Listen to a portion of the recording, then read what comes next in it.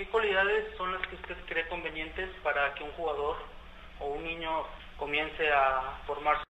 Me parece que cada club tiene muy claro una filosofía, una metodología de juego, programas de trabajo muy bien establecidos, y después de que tienes una filosofía, una metodología y los programas muy claros, te tienes que enfocar a dos cosas muy importantes. El perfil del entrenador que tienes que tener para desarrollar esto, y el perfil del jugador que necesitas para que puedas desarrollar un buen producto.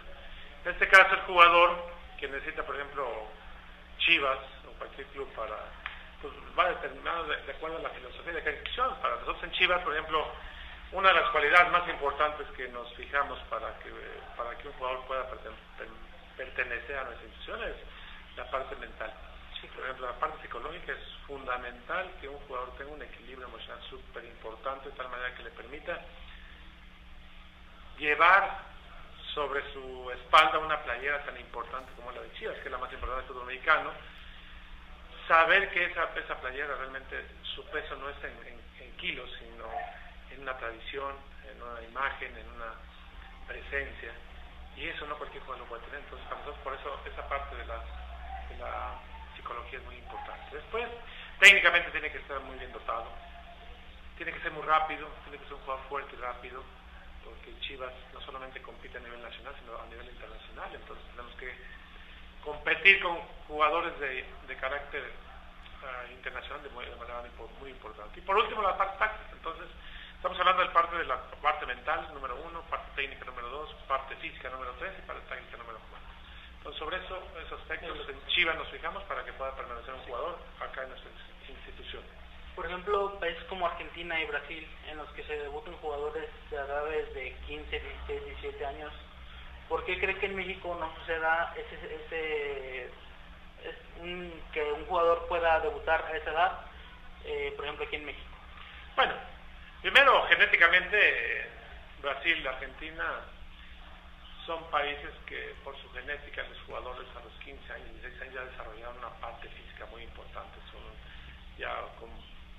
tienen un físico ya prácticamente como un adulto.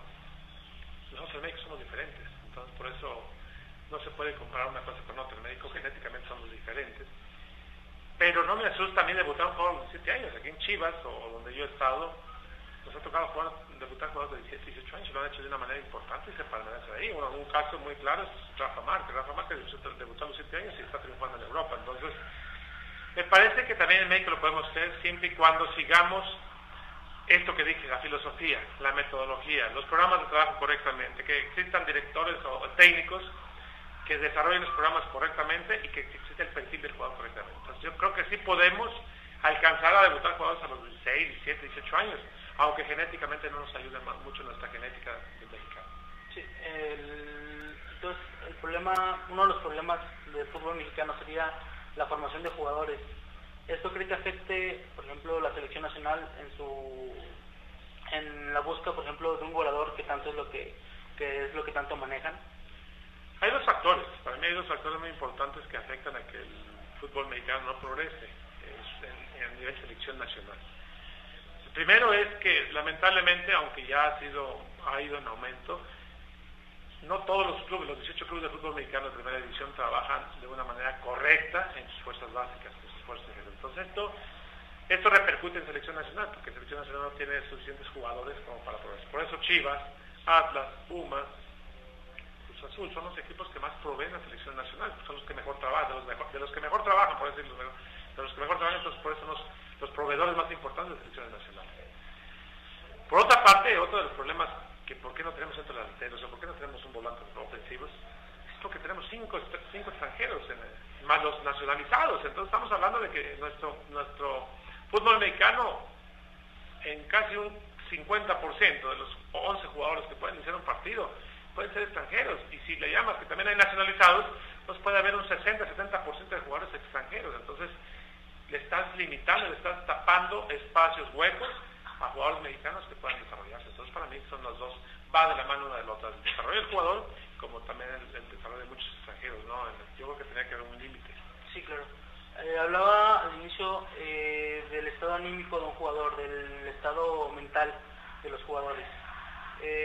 Por ejemplo, un jugador que está en selección, no sé, un Omar Bravo, que tuvo lamentablemente el fracaso en Europa, y que ya le llamaban el Guille Franco, ¿cómo, por ejemplo, que estuvo con Chivas, cómo cree que pueda reaccionar un jugador de esa categoría ante tales situaciones? Cada vez el mexicano, y sobre todo yo hablo por los jugadores de Chivas, la parte emocional la llevan muy clara. Por eso hablaba yo de que para que un jugador, y más que Omar Bravo estuvo tanto tiempo aquí, ahorita que tomamos ese tema de Omar Bravo debutó aquí, se formó aquí y triunfó en Guadalajara. Entonces, lógicamente, si hablamos de que para que un jugador pueda estar en Chivas, el perfil de ese jugador tiene que ser la parte más importante, la emocional o la parte mental. Lógicamente, para haber conseguido todo lo que consiguió aquí, Omar Bravo, ese punto número 1 lo tiene al 100%. Entonces no le va a afectar en cualquier situación de ese tipo, ¿no? Omar Bravo es un jugador que tiene una personalidad, un equilibrio emocional muy importante. Que le ha ido mal en Europa no quiere decir que eso le vaya a afectar para el futuro. Yo creo que por lo menos el jugador de Chivas tiene un equilibrio emocional, una fuerza y una dureza mental sumamente importante. Sí, por ejemplo en el caso de Omar Arellano, con la lesión que manejó, Omar Arellano no se formó en fuerzas básicas de Chivas, se formó en Pachuca. También se trabaja, por ejemplo, con jugadores que llegan de otros equipos en lo mental.